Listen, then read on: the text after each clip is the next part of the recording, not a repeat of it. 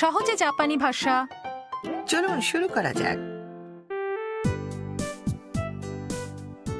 こちらのお部屋でございます。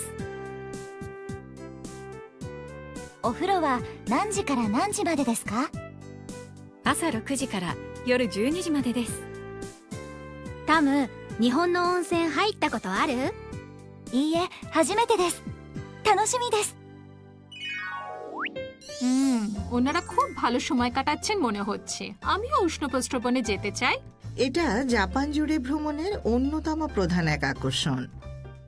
আজ আমরা কোনো কিছু কখন শুরু হয়ে কখন শেষ হয় তা জিজ্ঞাসা করতে শিখব।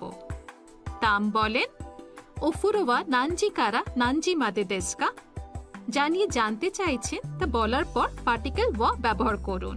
এরপর যোগ করুন নানজি কারা নানজি মাদে দেস্কা। নানজির অর্থ হলো কয়টার সময়, কারার অর্থ থেকে, আর মাদে মানে পর্যন্ত। お待ちしておりました。夕食は何時から何時までですか？夜の6時から8時までです。マジックショーは何時から何時までですか？夜の8時から10時までです。私も出演します。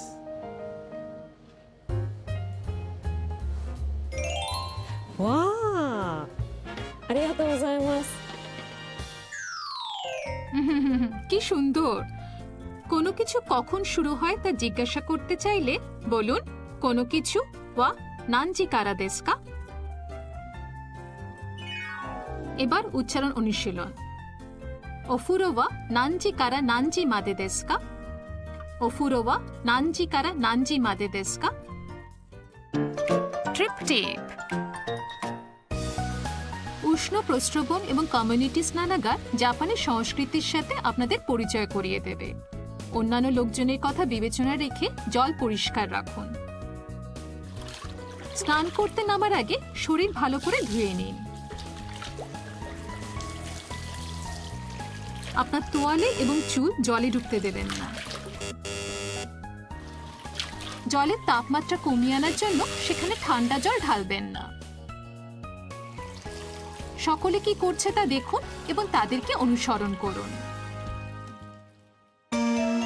এবারের কাঞ্জি। ইউ অর্থ গরম জল। কাঞ্জি দেখতে পেলে খেলার ছলে তার অর্থ এবং উচ্চারণ খুঁজে বার করুন। সহজে জাপানি ভাষা দেখতে থাকুন। গাম্বাত্তে।